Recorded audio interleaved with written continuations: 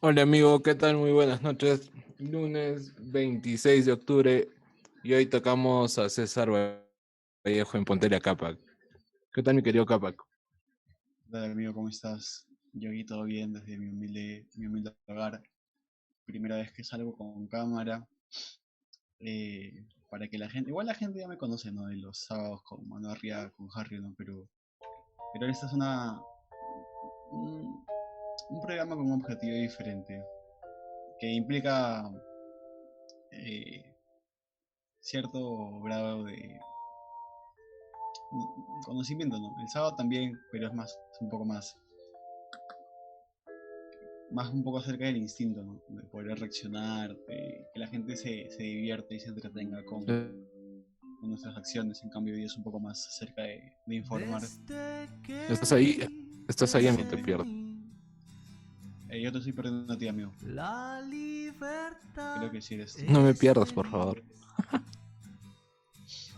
Creo que ya estamos, ¿no? Ya estamos. Ahora sí, Capac. Creo que sí eres tú, amigo. Di algunas Ya. cuantas palabras para ver si te escucho. Hola, muy Si buenas cantas igual si noches. puedes. No quiero que me pierda, como ya me he perdido. Amigo. Sí, no. Voy a, voy a ver algo. Bueno. Bueno, en lo que vuelve Gianmarco, más conocido como Mafio. Nada, esto es un poco extraño. Nunca salió con cámara en un programa así. Espero. Bueno, antes que nada, confírmame si me están escuchando, si se me escucha todo bien. Tal vez acá en el switcher me puedan confirmar si es que todo se escucha bien, si es que todo está de forma correcta. Y nada, y como que yo en los programas, si se han dado cuenta los que han escuchado, ¿no? Este programa antes suelo hablar mucho, suelo. eh, no sé, suelo explayarme mucho con respecto a datos biológicos de la vida de cada uno de los personajes que se tocan en este programa. Bueno, antes que nada agradecerles también por permitirnos a Ray Urkutaki llegar a los 1000 seguidores. No sé quién haya sido la persona que número 1000 en colocar el like, en colocar el follow a Ray Urkutaki, pero agradecer de todo Hola, corazón. hola. Hola amigo, volviste. Volviste, guacho, volviste. Creo que se te escucha un poco mejor. Vale. ¿Quién es nuestro seguidor número 1000? No sé amigo, pregunta acá quién era, pero nadie me responde. Así que, seguidor número 1000, en el lugar que estés, te agradecemos por hacer crecer, hacer aumentar una cifra a nuestra cantidad de seguidores del programa. Pero bueno, amigo, cuéntame un poco. Me comentaste acerca. Fue Erickson. No, mentira. Eh, Dime. gracias ¿Qué fue? Erickson por ser nuestro seguidor número 1000. No me esperaba que fuera Erickson, la verdad. Pero nada, me comentabas un poco acerca de quién era nuestro personaje de hoy día, amigo. Era el gran César Vallejo, el hombre que hizo una pose, de una pose creo que muy particular, famosa, ¿no? La mano apoyada, la barbilla apoyada en la mano, y el codo puesto apoyado en la otra mano, mirando al horizonte. Vallejo, que nació en Santiago de Chuco un 16 de marzo de 1982 y fallece en París un 15 de abril de 1938. Es interesante el día que. No recuerdo. Ya, el día que Vallejo fallece, ya que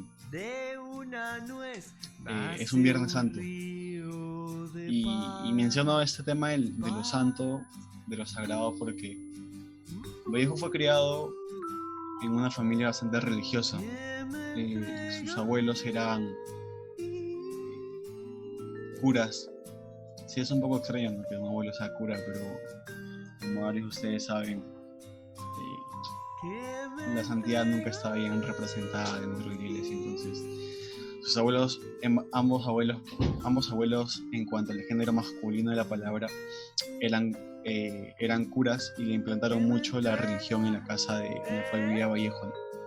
Se levantaban a las 6 de la mañana a orar todos los días y creaban una costumbre de oración. Él era el menor de 10 hermanos y su familia era de carácter modesto. Vale resaltar que Vallejo nunca tuvo grandes riquezas, siempre se mantuvo como lo que se denomina ahora con las justas, ya que era mucho de invertir su dinero en un hedonismo cultural. Le gustaba mucho presenciar lo que sucedía en el momento. Y bueno, aparte de que tenía un pasado económico no tan favorable, no es que haya pertenecido a la oligarquía como fueron otros casos de personajes que hemos visto, Como Chabuca Granda. Granda o como el mismo Marco Aurelio Negri. Él vino de una familia muy pobre y que representa un poco la imagen del migrante peruano a nivel mundial, pero que realmente dirigía a nivel nacional. Sus padres se llamaron Francisco de Paula Vallejo, quien era abogado, y su madre fue doña María de los Santos Mendoza. Y empieza sus estudios primarios en un colegio de Santiago de Chuco para posteriormente realizar los secundarios en el pueblo de Huamachuco. Siempre se le reconoció como un alumno de un rendimiento notable, sacaba siempre los primeros puestos, y esto fue observado por su familia a medida que iba creciendo. Eso hizo que su propia familia pueda sacrificarse para pagar estudios iniciales en la Universidad Nacional de la Libertad. Es por eso que él viaja a Trujillo y comienza a estudiar a la Trujillo de la Ciudad de la Libertad. Se matricula en la Facultad de Letras de la Universidad Nacional de la Libertad. Es importante rescatar que para esta época en las universidades nacionales tú escogías o letras o ciencias, como lo explicó Marco Aurelio. Y claramente los de letras ya como que recién como en la tesis en los últimos años decidías como que a qué rama te ibas a especializar, que eran pocas en una rama, tal vez sociología, antropología, filosofía, derecho. Y en el caso de las ciencias era más que nada, todo lo que abarca química, física, biología o tal vez medicina. Eran como que era bastante limitado en comparación de hoy día la cantidad de carreras que podías ejercer. Sin embargo, la formación en cada doctrina general, como eran las letras o las ciencias, era muy, muy fuerte para tal carrera. Sin embargo, por temas económicos no sigue esta carrera y se dedica a ayudar a su padre en el ámbito minero. Y es en ese mismo ámbito que justamente llevaba una comparación con lo que le pasó a Marx, el cual sería un influenciador posterior de él, ya cuando él viaja a Europa. Y es que él ve en estas minas, al igual que lo ve Marx cuando realiza estos estudios de la población plebeya, por así llamarla, de Alemania, que ve la desigualdad social y ve la desigualdad que lo motivaría a realizar esta crítica a la sociedad, tanto en sus poemas como en el pensamiento que él mismo iba a compartir años posteriores. Capac, no sé si recuerdas cuando hablamos también del Che Guevara en este viaje que hace por Sudamérica, cuando de igual forma bueno, él no fue exactamente a la mina, pero por el paso a la mina, qué buena taza, también ve este tema de la desigualdad y surge un pequeño enfrentamiento. Bueno, no fue como que algo que pasó a mayores, pero fue la rabia de Ernesto Guevara y el doctor Granado al ver cómo la gente, los pobladores de esa zona iban a la mina y muchos no regresaban o no les pagaban lo justo, ¿no? Hay mucha similitud a veces en estos personajes referente a estas acciones, ¿no? Claro, mucho de la vida y mucho de la creación del pensamiento de cada personaje que critica a la sociedad no solamente nace de sus estudios, sino también nace de su propia vida y de su propia experiencia. Tal como lo fue el caso de Chabuca al relacionarse con la música criolla que guardaba detrás una discriminación por el tema de un mestizaje, también como lo fue el Che Guevara con todo este recorrido que realizó viviendo la propia desigualdad.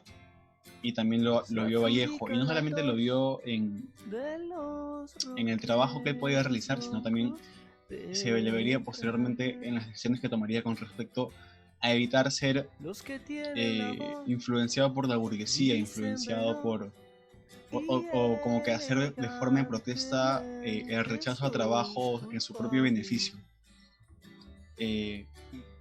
Cabe resaltar que él, desde niño manifestó al parecer solamente de la palabra para afuera sus deseos por estudiar medicina.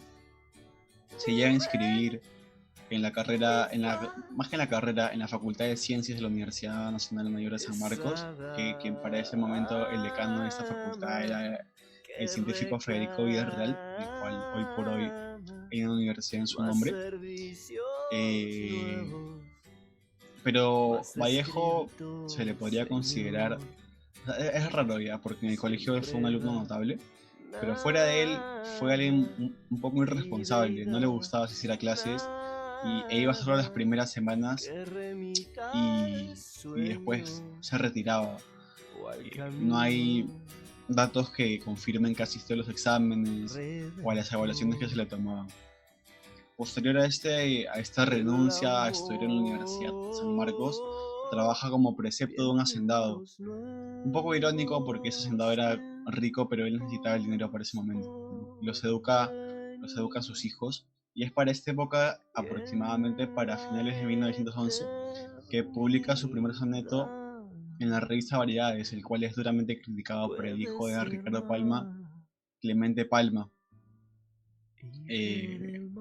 Y para hacer un poco más dinámico el programa, como que les voy a leer un poco acerca de cómo iba ese soneto. Que se dice que era un acróstico para una enamorada, una chica que le gustaba a Vallejo, pero que lo hizo en forma encriptada. El soneto dice así: el día toca su fin.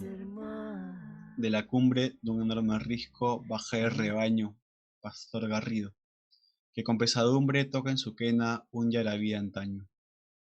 El sol que lento cae, con su lumbre da un tinte de misterio y de tristeza a un campo de solemne soledumbre. La aura pasa suave, la noche empieza.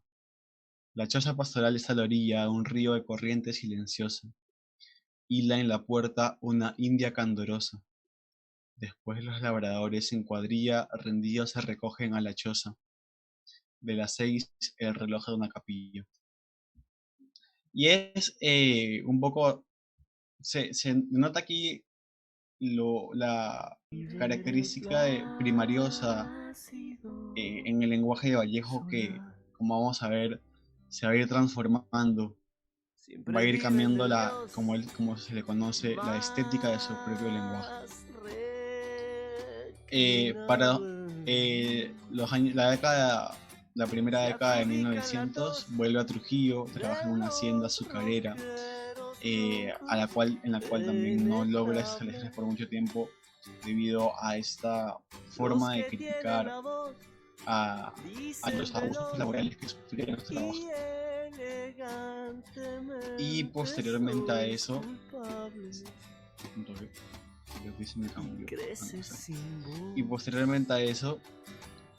en ese punto en que ya no trabaja para la hacienda azucarera, comenzaría una profesión como profesor hasta que termina su vida.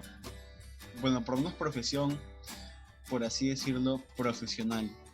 porque vamos a ver que posteriormente también trabaja como periodista, como redactor de artículos, pero al parecer nunca fue nada como que concreto en cuanto a términos laborales, simplemente era como que lo que ahora se le conoce como freelance, pero el tema de profesor como tal sí era como que algo lo cual ejerció a lo largo de su vida y en lo cual lo vamos a ver desarrollarse, inclusive a llegar a ser director y siempre fue en el ámbito de la primaria. Cuando trabaja como primer director, como primer profesor en Trujillo, uno de sus amigos que fue More, con el quien se reencontraría Capaz. posiblemente en París. Dímelo. Ah, no, pensé que te habías cortado, pero creo que soy yo. Ahí va. Bueno, como que muchos profesores que trabajaban con él lo tildaban de loco, porque era bastante callado, porque llevaba el cabello bastante despeinado. Y es interesante porque dentro de esos años él se vuelve el educador de uno de los literatos, uno de los relatores más icónicos en cuanto a literatura indígena del Perú, que fue Ciro Alegría. Ciro Alegría habla mucho sobre Vallejo, ya que él fue alumno mismo de él, y lo describe como una persona que era un niño dentro de ellos, un niño dentro del salón de clase. Karma. Siempre estaba al tanto de lo que podía suceder entre la clase, entre los demás niños.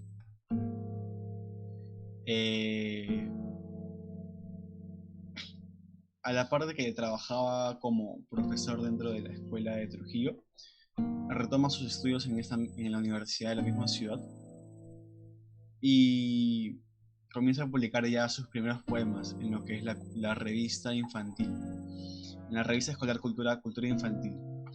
Uno de sus primeros poemas fue, no sé si lo tengo por acá lo tengo, fue Fosforescencia, que no lo voy a leer todo porque si vamos a leer poema por poema va a ser muy largo, pero que empieza con: una noche miré muy asustado, Señor, en el collado del viejo cementerio, algunas luces chispeando entre los altos mostazales, de cuyos matorrales salían al contorno de las cruces. Yo solas regresaba el molino por el largo camino, y la noche, Señor, qué oscura estaba. Y más miedo me daba cuando oía la algazara que hacía el perro de una choza, que aullaba. Era un poema mucho más didáctico, mucho más eh, para niños, mucho más educador. Y se refleja también en la simpleza de las palabras que utiliza. Es en 1915, eh, después de que él logra el bachiller en letras, que su hermano Miguel fallece y le dedica un poema que muchos deben conocer, titulado A mi hermano Miguel, que es muy famoso a nivel internacional de Vallejo. La primera estrofa de este poema como que refleja mucho esa pena, que no solamente se vería reflejada en los primeros años de escritura de Vallejo, sino se vería reflejada en la gran mayoría de poemas que él podría realizar. Hermano, hoy estoy en el pollo de la casa, donde nos haces una falta sin fondo. Me acuerdo que jugábamos esta hora y que mamá nos acariciaba, pero Hermano, hijos. Ahora yo me escondo hoy como estoy en el antes, pollo de la casa, todas estas oraciones vespertinas, donde nos y espero que haces tú no una des conmigo, falta sin por la fondo. Yo sala, me el zaguán, escondo los como corredores. antes. Después te ocultas tú y yo no voy contigo. Me acuerdo que nos hacíamos llorar, hermano, en aquel juego. Miguel, tú te escondiste una noche de agosto, al alborear, pero en vez de ocultarte riendo, estabas triste, y tu gemelo corazón de esas tardes extintas aburrido en encontrarte, y ya cae sombra en el alma. Oye, hermano, no tardes en salir. Bueno, puede inquietarse mamá. Me acuerdo que Y Vallejo poco a poco nos demuestra hacíamos llorar, hermano, en aquel juego. mm, esa tristeza Miguel, que que lo abruma tras la muerte de su Tú te hermano. escondiste Y que no una solamente lo noche de abrumaría agosto con al una muerte, anuear, sino lo abrumaría en diferentes aspectos como es la pero vida en vez de amorosa, ocultarte como es la riendo, misma tú crítica estabas social a la cual él se une. gemelo Y corazón de esas posteriormente tardes a extintas. su muerte de su hermano al año siguiente, en 1916, es que se forma parte de lo que sería la intelectualidad trujillana con el Grupo Norte, en el cual también destacarían otros poetas, filósofos, pensadores como Antonio Reo, como Alcides Espelucín, o como el hasta ese entonces aún no lo era líder aprista de la Torre. Capac, yo Dímelo, tengo una dímelo. pregunta. Arguedas es casi contemporáneo a Vallejo, ¿verdad? Si no me equivoco, sí. No me equivoco, sí. Es menor. Es menor que Vallejo. Pero nunca. Debe haber habido una especie de cruz entre ellos, pero no es que se haya visto reconocido como si lo fue con otros escritores importantes que Vallejo encontraría en su vida, como sería José María Guren, como Abraham Aldelomar, como el mismo González Prada, con quienes guardaba mucho respeto. Dentro de este grupo norte, con estos intelectuales trujillanos, es que ganan su primer concurso con el poema Aldeana. Que este poema, como que al ganar el concurso de poesía en la Municipalidad de Trujillo, a su vez también es publicado en Lima en 1916 y es el primer poema publicado de César Vallejo en Lima. Pero,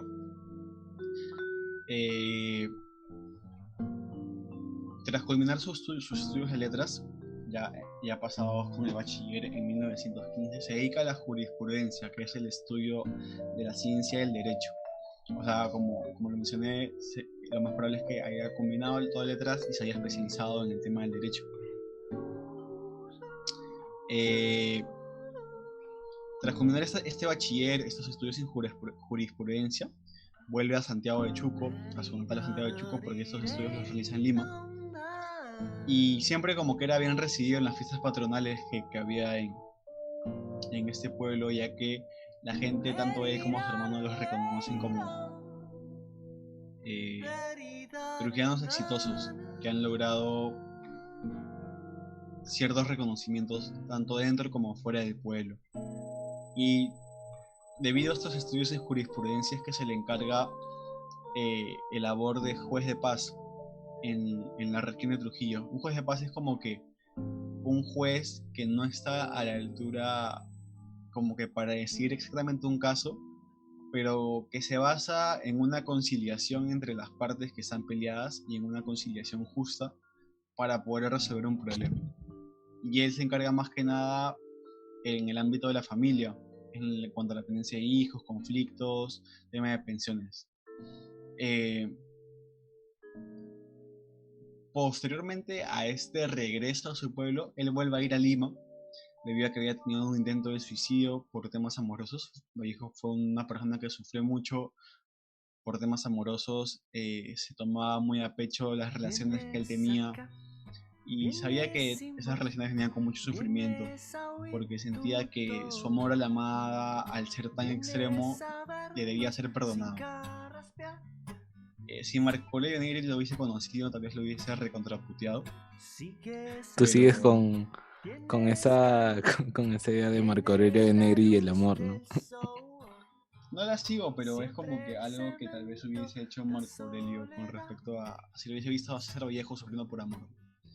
Marco Aurelio decía que el amor no vale la pena sufrir por amor. O sea, como que no vale la pena enamorarse porque no vale la pena un sufrimiento tan grande para el alma misma. Cuando llega a Lima ya se establece durante un gran tiempo. Se establece en el Hotel Colón. Y conoce a esos personajes que te mencioné, Valdemar, González Prada, Eguren. Y con Valdemar tiene una gran amistad. Con él y con otros intelectuales de época se dirigía a lo que sería como que el point de los intelectuales, que sería el Palais Concert, que la verdad está en una esquina de Girón de la Unión, pero sinceramente nunca lo he reconocido. ¿Está en la Plaza San Martín? ¿Girón de la Unión cruza con la Plaza San Martín? Sí, hermano. En la misma esquina hay un bar que es el Yacana, pero creo que no te refieres a eso. Está en un segundo piso. Fácil Lo es más ese probable es que sea entonces. ese. No conozco mucho, me suelo perder mucho en el centro de Lima. No soy bueno para reconocer lugares en el centro de Lima. Bueno, para el 18 de los años 1900,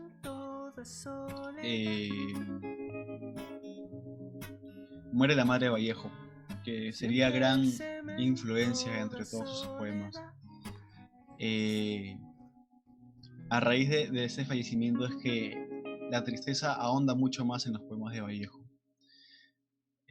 Muchos lo denominan como un poeta de la orfandad, de la nostalgia hogareña, de poder volver a un hogar que, como muchos historiadores, como muchos estudiosos de su vida cuentan, nunca tuvo Vallejo, porque una vez que se fue de su casa nunca volvió a ella y nunca vivió en un hogar establecido, siempre vivía en hoteles o en pensiones o en casa de sus amigos, pero nunca se haya formado un hogar como tal. Un poco de un poema que le dedica... ¿Recuerdas? Sí, dímelo, amigo. Me perdona que te corte. ¿Recuerdas la conversación entre Martín y Dante en Martín H? Cuando él le decía cuando Martín le decía a Dante lo deprimente que era vivir en un hotel. Claro, sí recuerdo. Y es como que una especie de hogar sin ser hogar. Es como una especie de lugar que no... en el cual no te sientes, en el cual no te reconoces, en el cual no te vas a levantar y vas a sentir voy a hacer tal cosa porque sé que la tengo aquí, porque es mi hogar. Claro, no te sientes que perteneces ahí, es como un lugar de paso, ¿no? Y ahora que lo mencionas, Vallejo tenía esta onda bien melancólica en su vida y lo reflejaba en sus poemas, como bien lo dijiste, ¿no? Y bueno, qué perfecto lugar para vivir para una persona así que un hotel o una casa de alquiler en la cual no habitas mucho tiempo. Sí, una persona tal vez no tan solitaria, no era como Marco Aurelio Negri que se aislaba de la sociedad porque la criticaba según la cultura que esa tenía, pero sí una persona que no daba luces de esperanza, no a la sociedad, sino como que a su vida misma.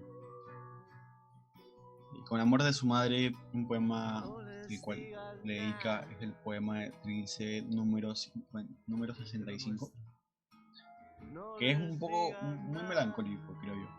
Dice: madre, me voy a mañana a Santiago, a mojarme en tu bendición y en tu llanto. Santiago por Santiago de Chuco.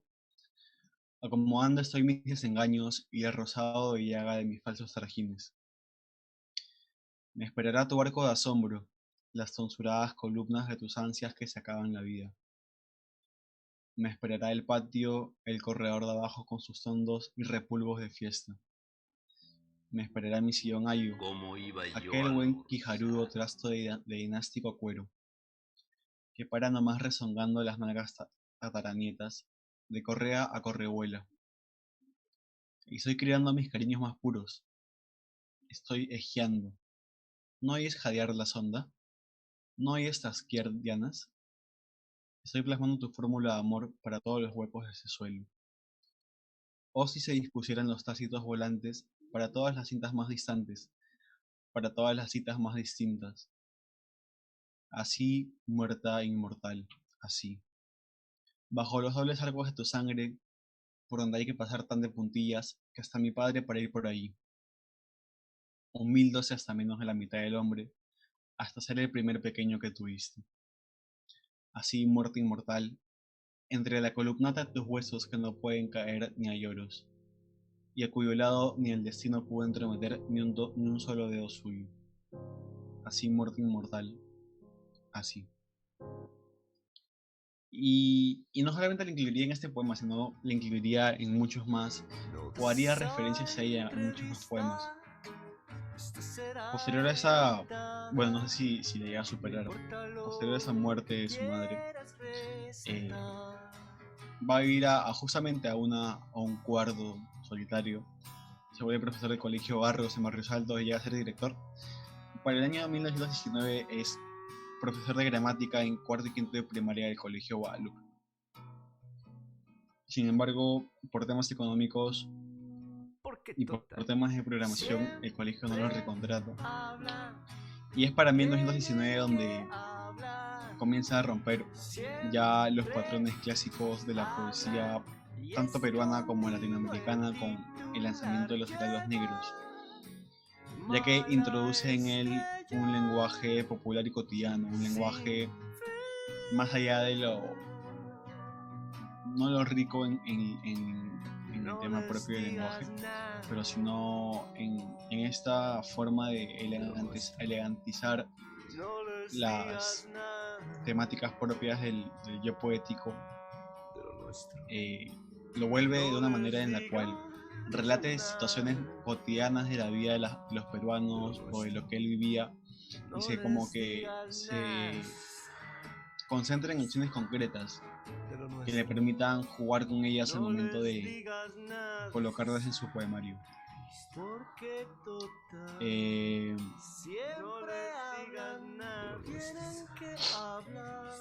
En este poemario presenta mucho dolor, como lo presentaría posteriormente. Incluye temas de desamor. Inclusive para este mismo año también muere un gran amigo suyo, como lo fue Abraham Alomar.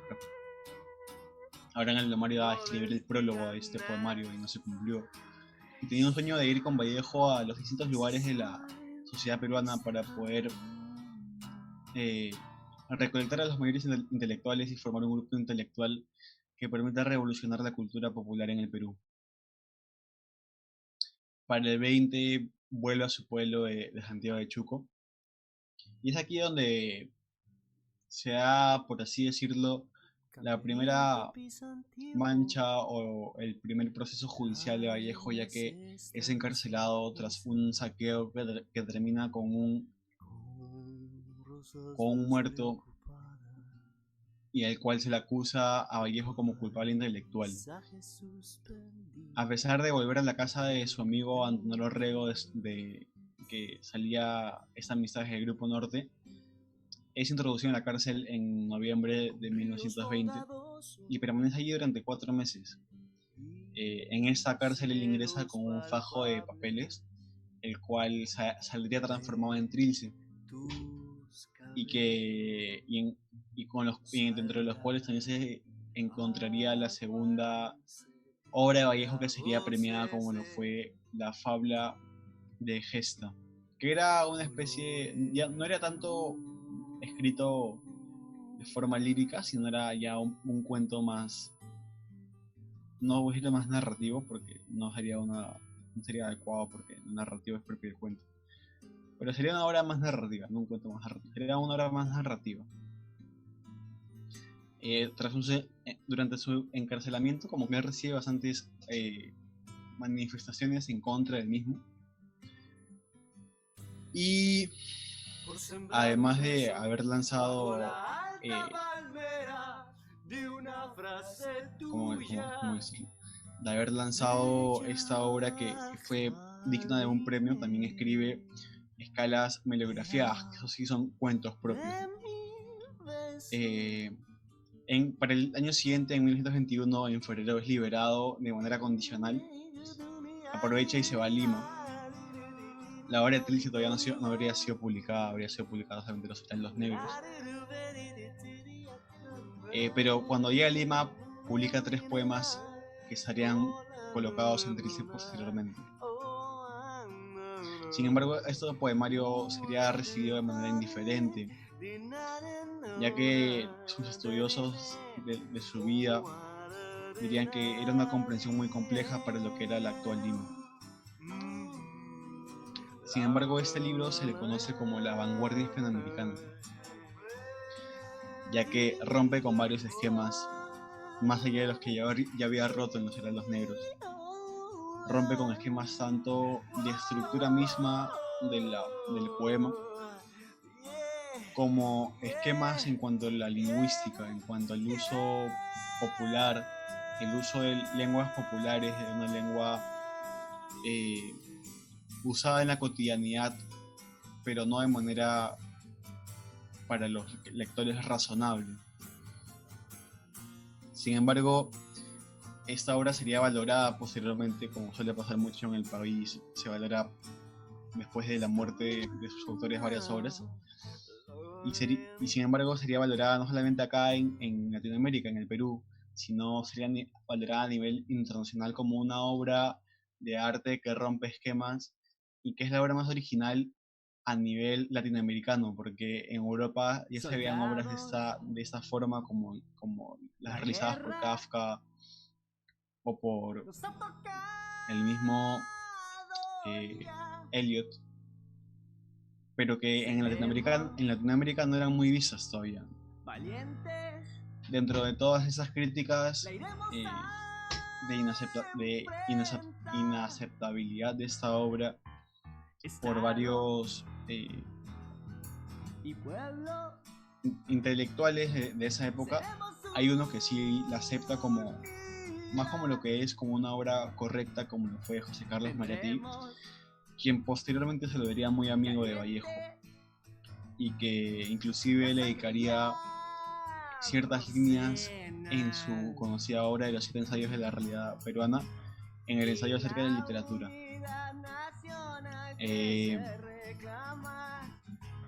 Luego de esta publicación, un poco frustrada, un poco sin mucho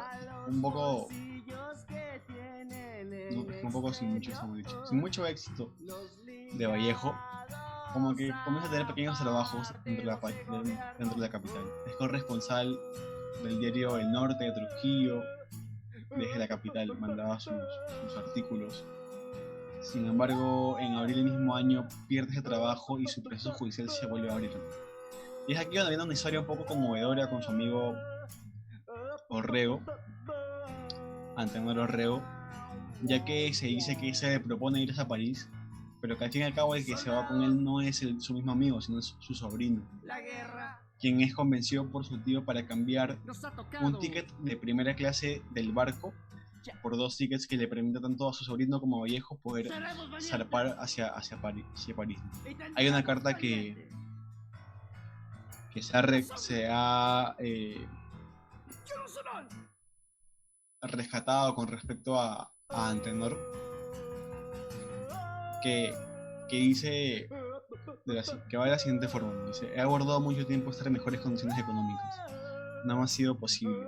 Tenía la ilusión de llevar una regular cantidad de dinero para establecernos, tú, Julio y yo. Julio es el sobrino de Antenor, cómodamente en Europa. Todos mis cálculos me han fallado y no tengo paciencia para esperar más. Tú no tienes idea cómo se me ha hecho hostil todo lo que me rodea. Todas las pequeñas cosas de la tierra se me han vaciado encima y estoy sitiado como una fera. Tengo que salir a reventar. No cabe vacilación en la alternativa. Sé, además, que en cualquier otra parte, por más desgraciado y amargo que estuviera, nunca lo será tanto como ahora. En estas condiciones voy a salir de Trujillo y del Perú, es decir, desheredado. Antenor nunca llega a salir del país, pero sin embargo lo ayuda a que Vallejo lo haga para que pueda evitar esta captura como consecuencia del proceso judicial que tenía, que había cumplido con un previo encarcelamiento del mismo. Justamente un escritor, el escritor Eduardo González, que escribe una obra de Vallejo en los que se llama Vallejo en los Infiernos, donde rescata un poco acerca de la biografía que vivió César Vallejo, basado en testimonios propios de amigos de él, tanto como Antenor, como Víctor Raúl Valle de la Torre, como los sucesores del Grupo Norte de Trujillo. Cuenta que hasta que él mismo era perseguido o que él mismo era, entre comillas, amenazado por José Santamaría, quien era el hijo del militar que había encarcelado a Vallejo en un comienzo, y que no iba a permitir que esta obra Vallejo en los Infiernos sea escrita por hacer referencia a un personaje que representa una revolución hacia los poderosos, hacia la oligarquía trujillana.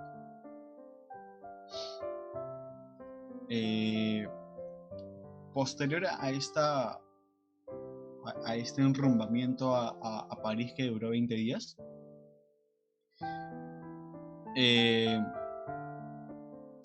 Vallejo llega a París sin un conocimiento del idioma y en condiciones muy precarias, que en los primeros años harían que él viva, que él duerma en los metros, que duerma en las bancas de las plazas, que sin embargo iba a cambiar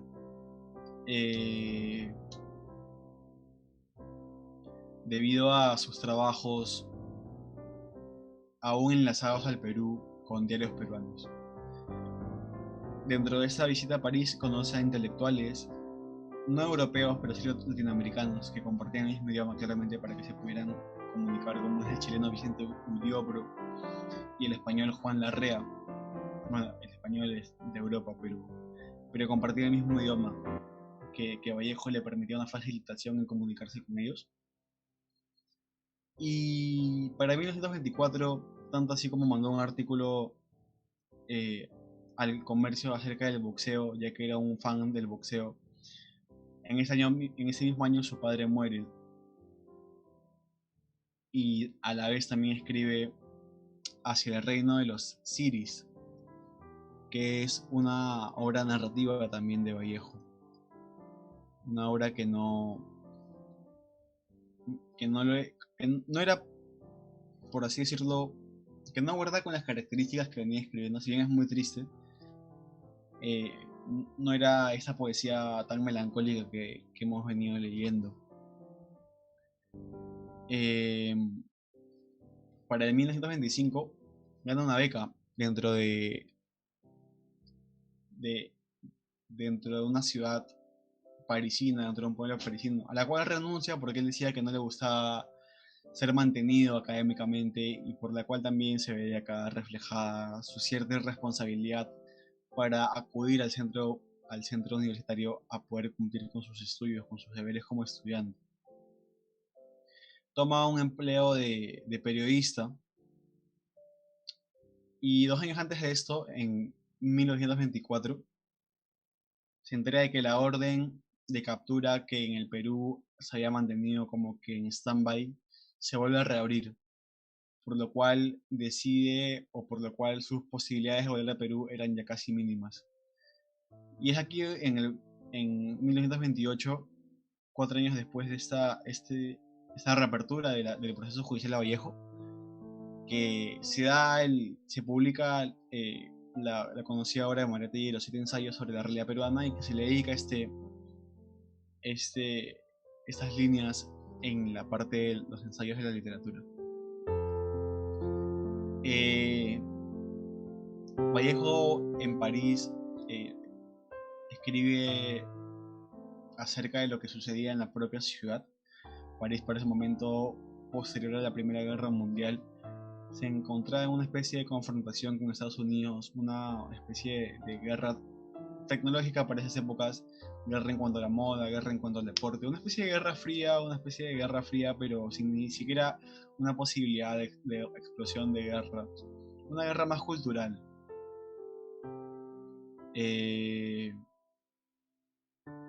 Para esta época también conoce a la que sería su esposa, su posterior esposa y posterior compañera de vida, algo muy difícil de encontrar para el poeta, quien sería Georgette Turpin, creo que se pronuncia su apellido. Un apellido totalmente francés. Georgette Philippard, con la cual se casaría y con la cual comenzaría a salir desde los 18 años, y que él comenta en ciertos poemas, le traería mucha nostalgia y preocupación por ese tema de la edad. Vallejo ya conocer a Pablo Picasso, este conocido pintor español. Inclusive Picasso lo llega a retratar a Vallejo después de su muerte, y hace mucha referencia a Picasso dentro de su poemario Poemas Humanos, el cual es un poemario póstumo de la vida de César Vallejo. Justamente como le comentaba la gente de la radio, en esta época Vallejo hace conocer que era muy fanático de el cineasta Sergei Eisenstein y de Charles Chaplin. Consideraba a ambos muy revolucionarios en lo que hacían, muy vanguardistas en lo que hacían, muy con ese toque diferencial, ese toque original para poder exhibir sus obras. Y para 1928 igual, tras un paso en un periódico, en una prensa parisina, pasa a formar parte de un trabajo de corresponsal en un diario argentino, el cual no le permitía una remuneración adecuada para la costosa vida parisina que llevaba. Es por eso que en esta época, 2 años antes de 1930, de la tercera década de los años 1900, es que vuelve a sumergirse en esta pobreza, y en la cual, junto con su esposa Georgette, deciden vender su departamento que ella tenía, que era una especie de primer hogar en el cual él iba a poder vivir, y que sin embargo claramente por esta venta no se llegó a concretar.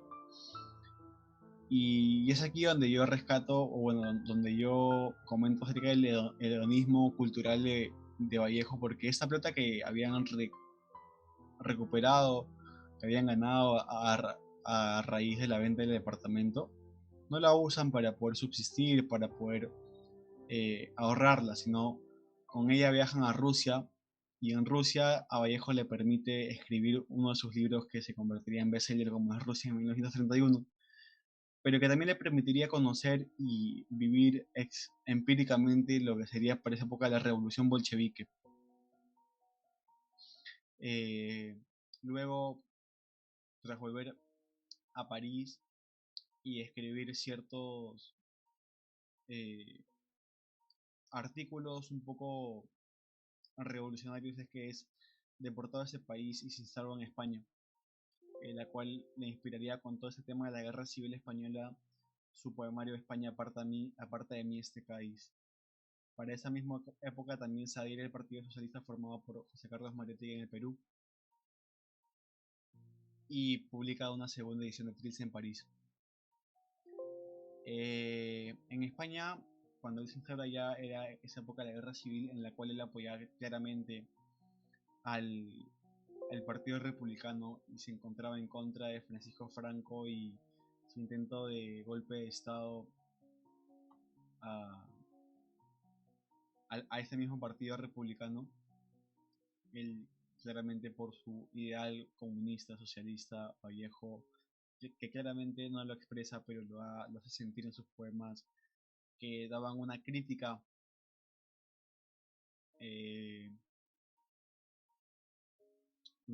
fuerte al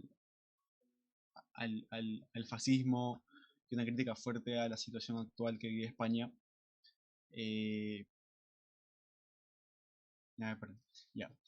Es que él se adhiere al Partido Comunista de España, y junto a otros escritores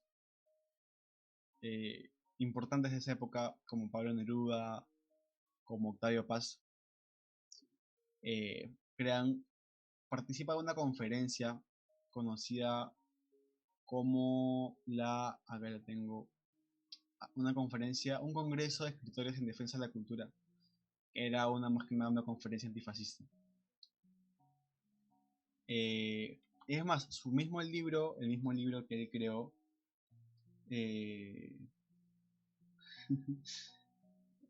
no, ese Vallejo no es Erickson, estás confundido. Es el Vallejo que le ganó 2-0, uno de los pocos equipos que derrotó a Universitario en el Nos vamos para campeones. obvio. Alianza se va a la baja. Bueno. Bien. Uno de los pocos equipos que derrotó a la U, aparte del torneo de apertura. Pero bueno, volviendo a Vallejo, es muy interesante porque inclusive su obra de España aparte de mí este cáliz es publicada por los mismos soldados republicanos en señal de esa fidelización con su obra, que reflejaba mucho el sentir de los, de los soldados republicanos que se enfrentaban a los soldados fascistas en la Guerra Civil Española. Tanto esta obra, como lo mencioné anteriormente, como Pocos Humanos, son obras póstumas de Vallejo. Y ya para sus últimos años, Vallejo ya ha sufrido una especie de males, de dolores en cuanto a su salud, desde su llegada a París, ¿no? Justamente cuando llega, inclusive, se le trata de una hemorragia interna, la cual pone en riesgo su vida, y habla, justamente cuando es hospitalizado, dedica unas palabras al lugar donde ha sido hospitalizado, como lo son las palabras de las ventanas han estremecido, ¿no? Que dice: las ventanas han estremecido, elaborando una metafísica del universo. Vidrios han caído, un enfermo lanza su queja, la mitad por su boca lenguada y sobrante y toda entera, por el ano de su espalda. O sea, hasta dentro de del propio olor, Vallejo veía la forma de agudizarlo más con sus palabras, de volverlo más fuerte, más intenso, de poder transmitir este dolor tan fuerte que a él le ha tocado pasar en todas las etapas de su vida. Porque tal vez él lo ha visto así, tal vez él lo haya visto, no es que lo diga que lo haya exagerado, pero lo ha transmitido tal cual él lo ha sentido. No se ha buscado encubrir, no ha buscado ponerle capas a su dolor, sino, como se dice, Vallejo es un autor muy de momento, muy de la experiencia concreta. No es que busca reunir temas en su cabeza y poder transmitirlos en su obra, sino es muy de lo que le sucede en ese momento, transcribirlo en líneas dentro de sus poemas. Luis Cerdo Valcárcel, un investigador peruano, comenta que él esperaba a Vallejo en su regreso al Perú. Sin embargo, Vallejo cae en una de estas enfermedades que nunca se le determina una causa, pero que tenía como síntomas y como propio cuerpo de la enfermedad: altas fiebres, altos dolores de estómago y de pulmones. Y que hasta el último día de su muerte reconoce esto que también reconocía en su niñez, que era la presencia de Dios dentro de su vida, por más que el día que haya sido ateo. Muere, como mencionamos, en un Viernes Santo, a la edad de 46 años, un 15 de abril de 1938, y es enterrado en un inicio en el cementerio de Montrouge. Y es así como Vallejo llega a su fin sin como muchos de los intelectuales acá en el Perú, lograr una revolución más allá del intelectual, más allá de la revolución cultural en cuanto a las ideas, sino una revolución propia llevada a actos concretos. Creo que Vallejo pertenece a este grupo de peruanos que siempre buscó un cambio social en una sociedad gobernada de manera clara y concisa por las élites que se encuentran en una posición social muy alta, pero que por temas propios de estas élites y por su gran poder no llega a consumar la revolución que no solamente él, sino otras personas también han buscado, sea Chabuca Granda, sea José Carlos Mariátegui, sea Abraham de Lomar, y que lo hacían de una manera revolucionaria cultural, no una manera como lo hizo Sendero Luminoso, implantando violencia, sino buscando que del mismo consumo cultural, y que a raíz de ese consumo cultural se abra una realidad total, una realidad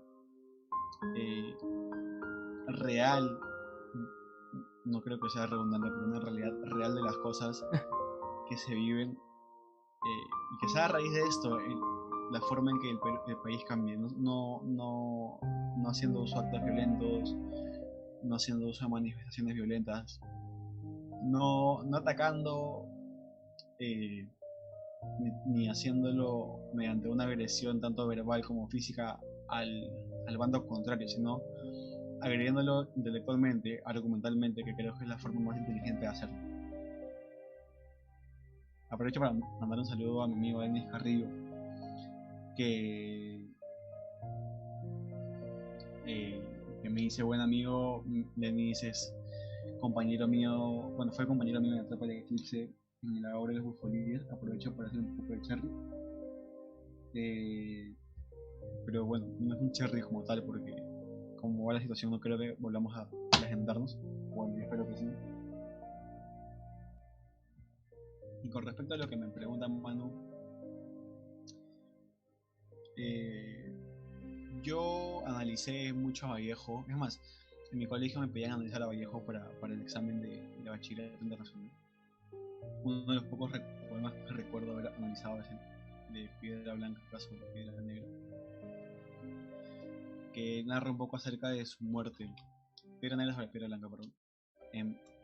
Narra acerca un poco de una especie de evidencia de su muerte y que le da claramente este carácter melancólico, en que él quería morir en París y justamente lo hace, justamente muere en este país. Paco Yunque le escribió inspirada en su etapa escolar. Paco Yunque fue una obra que inclusive no se llega a publicar en su primera edición porque se consideraba un libro muy triste.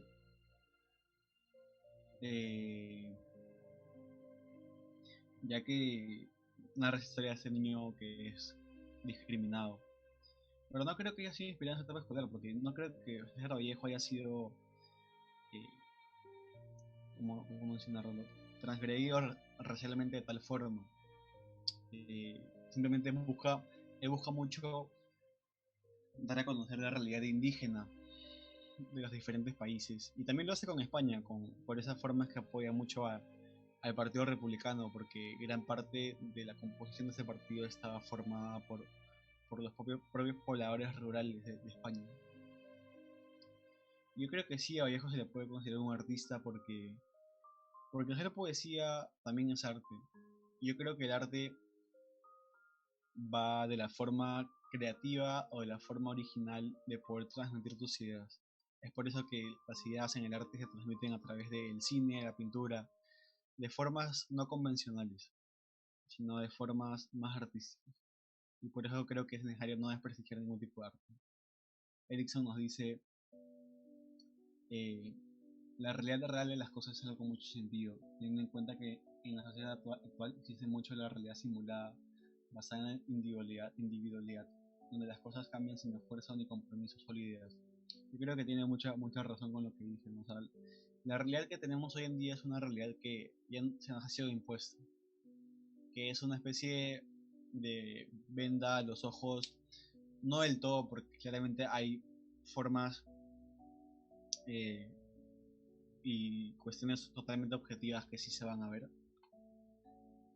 pero que es una especie de venda con una oscuridad, poniéndolo en términos de diseño, con una transparencia, con una opacidad del 85%, ¿no? La cosa es que bajemos esa opacidad y tal vez nunca lleguemos al 0% de opacidad y podamos ver la realidad totalmente real, pero sí poco a poco irla desmitificando para no solamente quedarnos con esa venda tras los ojos, ¿no? Con esa caverna que tanto mencionaba Platón y que muchos personajes impedían que las personas puedan voltear a ver lo que realmente está detrás de esta caverna o afuera de esta caverna, ¿no? Ahí Brian nos comenta si podría ser un programa sobre José María Arguedas. Yo creo que sí, siempre y cuando me comprometa a leer por lo menos unos cuantos de sus libros. Y Manuel me dice si nos podemos ir con el hermano del sur, Neruda o Julio Cortázar en la fantasía. Yo me pondría por Julio Cortázar porque es un escritor que me gusta mucho y que sí he tenido la oportunidad de leer por lo menos más de una obra de él, más allá de Rayuela, poder como que leer Bestiario o como que Historia de Famas y Cronopios. Creo que me ayudaría y me ampliaría la visión en cuanto al análisis que le podríamos dar. Así es. Ahí también Arguedas tiene canciones más allá de, o sea, tiene composiciones. Y es más, la nueva invasión agarra un extracto de una composición de Arguedas, que es Amapolay, que la tocan en vivo antes de cantar Serpiente Dios. Entonces, gente, si por ahí quieren darle una chequeada, búsquenla. Es muy Y que emotiva la comenten canción. qué personajes quieren, porque ya se están acabando los personajes para poner la capa. Necesitamos renovar. Ya saben que puede ser Ernesto cualquier Cardenal. personaje. Bueno, no mentira. Bueno, Capac. Sí, Voy a gente, ponerlo a compartan. Ernesto Cardenal. Ahí están poniendo el partido. No, no sé qué tiene el productor. ¿Qué partido? Este. Ah, ya. Alianza contra Vallejo. No, Vallejo, Alianza contra Vallejo. Que ponga uno que la U Bueno, le voltea, le gana creo que 4-2 a Vallejo, con un gol de Guasayuno que se lleva creo que a todos los de Vallejo, encima en Trujillo. Pero bueno, no, Brian, no vamos vamos a con. dejar sus ideas, no es relevante para... Oye, Ceci Díaz es muy relevante para la historia O del sea, Perú. es Igual relevante que, igual para que Martín criticar la Pardo. historia del Perú, ¿no? Pero más no para considerarla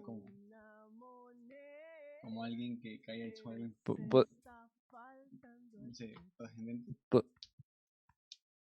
Hablamos un día de Pola de Campos. Bueno, pero eso ya estará en un Ponte la Capac de otro año. Este, amigo, vamos con preguntas para cerrar, ¿te parece? Ya, normal, dale. Ya, dale. Así chiqui nomás. ¿Qué personajes de hoy en día podrías asemejar a César Vallejo? Ernesto Cardenal. O sea, amigo, ¿Lo leíste? no suelo leer poesía contemporánea. Disculpen a la gente por la ignorancia. ¿Y cuál crees que fue la mayor virtud de César Vallejo?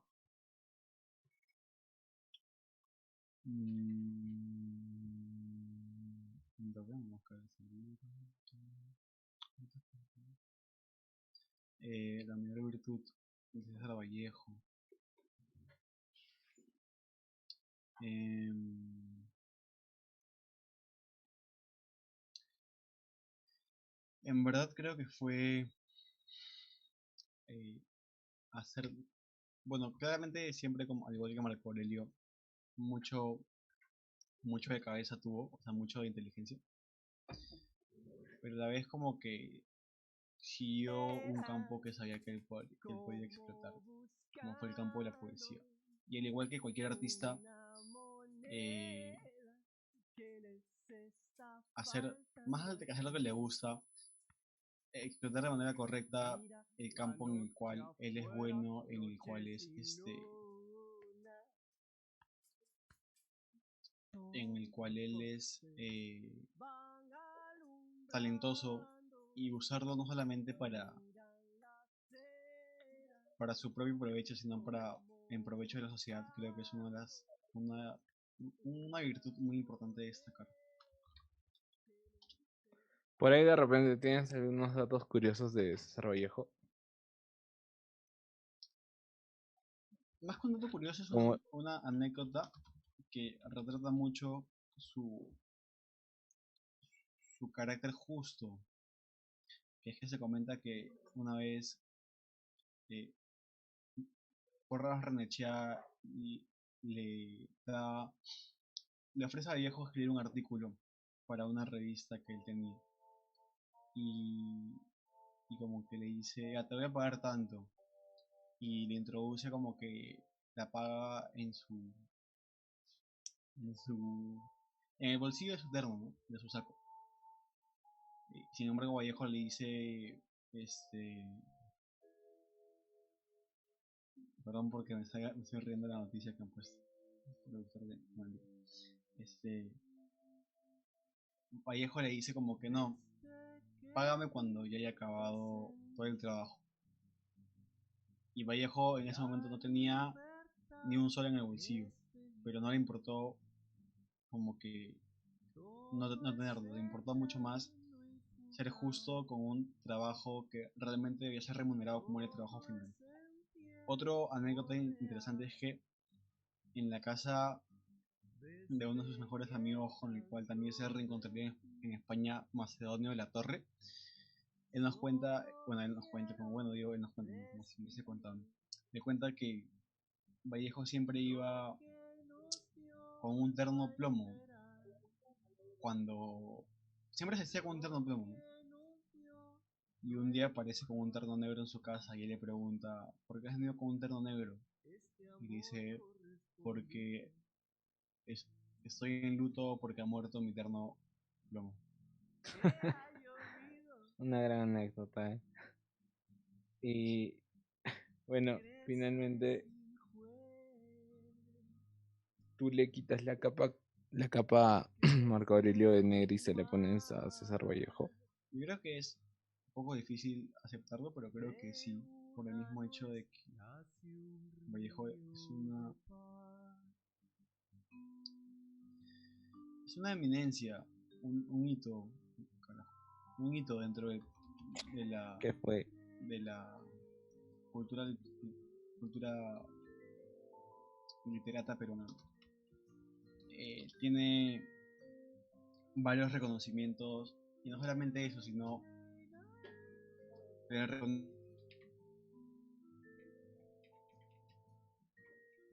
como un revolucionario más de cada forma puede escribir. Lo hace con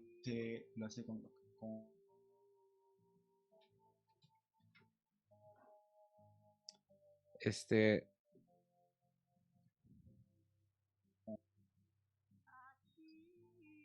eh, esa búsqueda de la originalidad, de poder transmitir ideas de una forma no común. Y me gustaría decir como que Vallejo se zurraba en lo que comentaban acerca del poco comprendimiento que tenían hacia su obra. Pero sí le importaba mucho y era muy crítico y duro consigo mismo cuando algo no le salía bien o sentía que los resultados no eran los más favorables para él. Y sin embargo lo sigue haciendo y hoy por hoy, como es usual del peruano, se le reconoce, ¿no? Cuando tal vez se debió reconocer antes y se le debió reconocer a nivel nacional y no esperar que se haga a nivel internacional.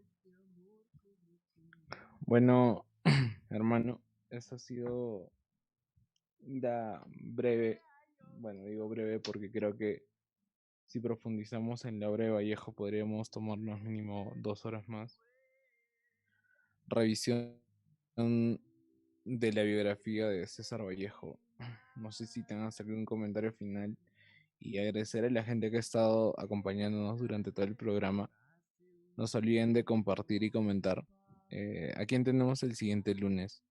Tenemos, me había acordado que me habían pedido ese personaje, a Margaret Thatcher. Vale. Entonces, gente, ya saben que pueden Uy, estar ahí. Habló el otro off. Este, pueden ahí mandarnos sugerencias de algunos personajes para revisarlos y comentarlos en Ponte la Capa. No se olviden de que mañana, martes 27 de octubre a las 7 de la noche, viene el buen Dispersus para introducirnos a la trucha en el Perú. ¿Ok? Va a hablar sobre... Va a tocar como que la introducción de de la trucha en el Perú. La trucha en la sierra es muy común, es el pescado que creo más se vende porque hay en ríos y hay en lagos. Pero ya mañana esas dudas nos las aclarará el buen Dispersus. Así que gente, no se despeguen. Mañana a las 7 de la noche. Algo que tengas que decir, Capa, antes de cerrar el programa de hoy. nada, agradecer una vez más por los 1000 seguidores y que sigan a la radio y que lean mucho y dejen de estar consumiendo basura en televisión o en general. ¿A qué te refieres con eso? Ya tú sabes.